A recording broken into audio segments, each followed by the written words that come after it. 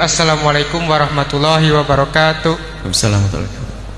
Yang terhormat Buya Yahya, saya izin bertanya mengenai bermakmum kepada imam yang panjang pendeknya salah, matnya salah. Apakah kita harus mufarokoh atau bagaimana? Lalu apabila imam tersebut sering menjadi imam, kita bisa prediksi kesalahan imam tersebut sebelum sholat. Apakah kita harus mengikuti sholat berjamaah atau kita niat munfarid dari awal gitu? Terima kasih atas perhatiannya. Assalamualaikum warahmatullahi wabarakatuh. Assalamualaikum warahmatullahi wabarakatuh. Yang wajib di dalam sholat itu dalam bacaan Al-Quran hanya surat Al-Fatihah saja. Dan di dalam membaca surat Al-Fatihah ada yang fasih, benar, dan ada yang tidak benar. Yang fasih dalam istilah fikihnya namanya qari. Yang enggak benar, yang bacaannya belepotan, namanya ummi. Pertanyaannya, bolehkah, ini pertama, dari awal kita tahu kalau dia bacaannya enggak benar, bolehkah kita bermakmum dengan orang yang bacaan Fatihahnya salah-salah? Tapi salah-salahnya bukan disengaja, memang dia belum bisa benar baca Fatihah, atau memang lidahnya lidah susah. Fa jadi pak, alhamdulillah Al-Fatihah tidak ada paknya, aman. Orang Sunda nggak aman, dijamin nggak lahan faknya, karena Al-Fatihah tidak pakai pak. Atau orang Jawa haknya jadi kap, bagaimana? Kan berubah maknanya, kap. Nah, kalau ada Anda makmum dan tahu imamnya adalah bacaan Fatihahnya belepotan, kita bicara tentang sah dan tidaknya dulu. Nanti disebutkan dalam kitab ini, kitab Safinah juga. Tidak sah, ini pendapat yang pertama. Tidak sah orang yang bacaannya benar ngikuti imam yang bacaannya nggak benar, itu tidak sah. Itu pendapat yang pertama. Seperti juga bacaannya benar tapi nggak pakai bismillah. Sementara menurut mazhab kita Imam Syafi'i, bismillah termasuk bagian daripada surat Al-Fatihah. Berarti Fatihahnya nggak sempurna. Menurut pendapat yang pertama, jika Anda bermakmum dengan orang yang Fatihahnya nggak pakai bismillah, maka sholat Anda tidak sah. Jelas? Itu pendapat yang pertama. Kenceng. Tidak apa-apa kita ikuti. Cuman ada suatu saat kita harus luas. Pendapat yang pertama ini dalam istilah fikihnya disebut al-ibrah bi'tiqadil ma'mumi la bi'tiqadil imam. Itu pendapat yang dikukuhkan. Kalau menurut imam bacaannya nggak sah, maka imam, menurut makmum bacaan imam nggak sah, maka makmum nggak boleh ikut imam. Makanya kita tidak boleh bermakmum dengan orang yang nggak pakai bismillah. Ini pendapat yang pertama, karena kita mazhab Syafi'i.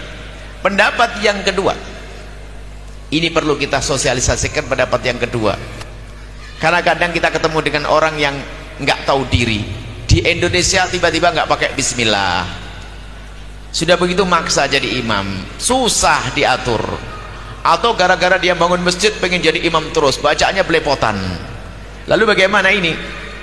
Pendapat yang kedua adalah al-ibrah bi'tiqadil imami. Kalau memang dia sah menurut dia, memang nggak bisa yang lainnya, haknya juga tetap begitu, dirubah-rubah juga nggak bisa, berarti kan sah menurut dia. Selagi sah menurut dia, kita ngikut di belakangnya juga sah. Ini agak luas pendapat yang kedua ya. Jangan kaku-kaku datang sebuah masjid, tatoannya bacaan imamnya belepotan, lalu Anda misahkan diri. Nggak perlu, takut jadi fitnah nanti ya. Mungkin di kampung itu memang nggak ada imam kecuali dia. Sudah begitu bacaannya nggak benar, Anda mampir, Allahu Akbar, lanjutkan. Kenapa? Dia adalah memang orang bisanya sampai di situ, berarti sah menurut dia. Karena sah menurut dia, kita pun ngikuti sah.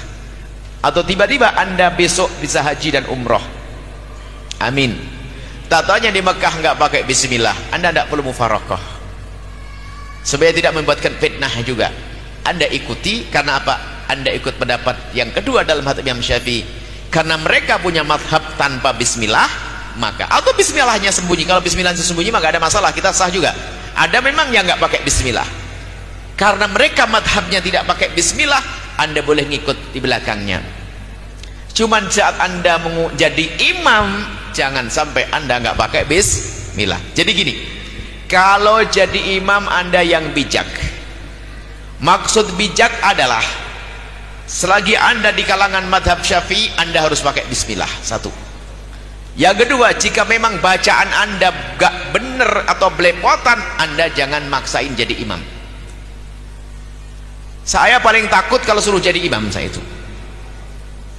kalau jadi imam tuh berat ya. Paling kalau saya pernah imam di Masjidil Haram, tapi sama jamaah sendiri gitu loh.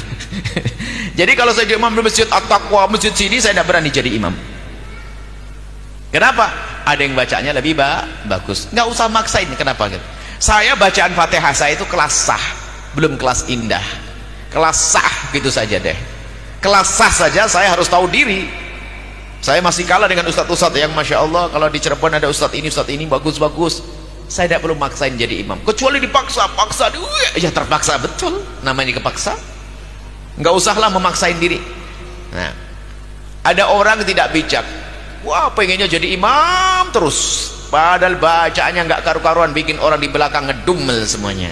Nah, kalau Anda jadi imam yang bijak, jika ternyata bacaan Anda kok kurang baik, ada yang lebih baik, tidak ada salahnya Anda serahkan kepada yang lebih baik, asalkan akidahnya benar,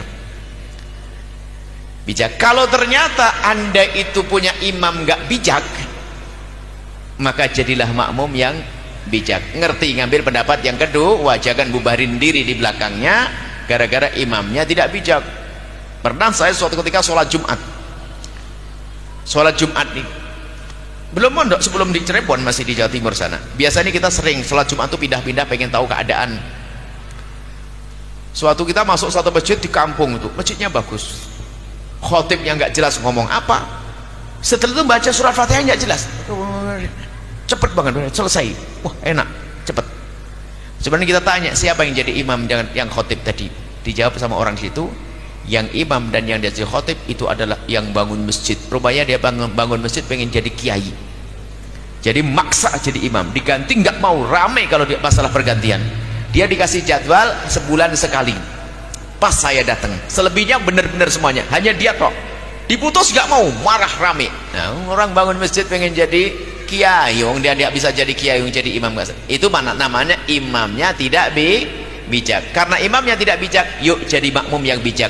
Jangan mufarokoh, takut jadi fitnah.